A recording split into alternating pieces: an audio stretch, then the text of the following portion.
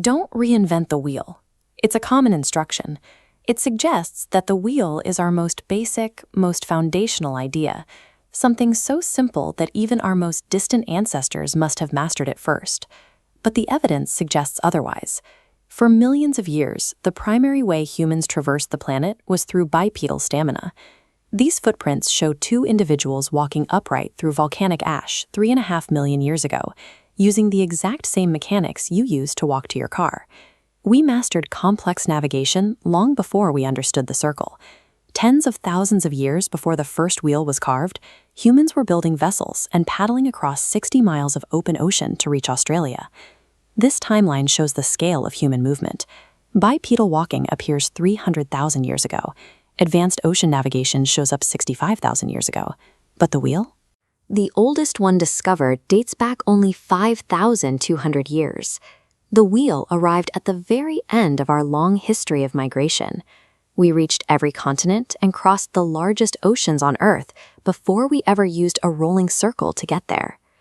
In the wild, distance wasn't the problem our ancestors struggled to solve. The real engineering bottleneck was mass. This chart compares human capacity to the reality of the hunt. Your body can safely carry about 60 pounds over long distances, but a single large animal carcass weighs over 200 pounds. Since you couldn't carry that weight, you had to move it against the ground. The earliest solution was brute force dragging, throwing a heavy kill onto a thick animal hide and pulling it across the dirt. Eventually, we developed the travois. By lashing two poles into a V shape, the frame spreads the weight across the ground, allowing one person to move twice as much cargo as they could carry on their back. We soon outsourced that labor to animals. 15,000 years ago, humans partnered with dogs to pull these sleds and frames across the Arctic snow, creating a transportation system built entirely on friction. By mastering the mechanics of dragging and animal muscle, humans created a successful way to move heavy loads through rough, unpaved territory. For hundreds of thousands of years, a rolling wheel simply wasn't necessary for survival. About 5,500 years ago, humans began riding horses.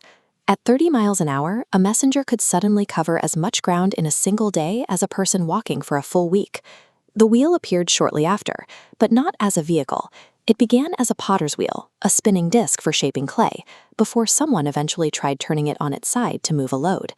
These early solid wood wheels were so heavy they cracked on rocks and instantly sank into soft mud. In a world of wild, uneven terrain, a wheel is a liability. A horse traveling alone was faster and more reliable than a horse forced to pull a heavy, sinking wooden cart. The wheel only became practical after a structural redesign around 2000 BC. By replacing solid wood with a system of spokes, the wheel became light enough to move quickly and strong enough to distribute heavy loads. But even a spoked wheel requires a specific environment to work. It needed the invention of paved roads, artificially flattened surfaces that eliminated the mud and rocks that had made the first wheels useless. When you combine the spoked wheel, the horse, and the paved road, you get the first true transportation network. These deep ruts worn into ancient stone show just how frequently these heavy wagons traveled these specific routes. This infrastructure allowed trade routes to stretch across mountain ranges and messages to move between cities in days instead of weeks. With the ability to rapidly move food and arbles over hundreds of miles, regional powers finally consolidated into the first true empires. The wheel functioned as the final component of a complex system.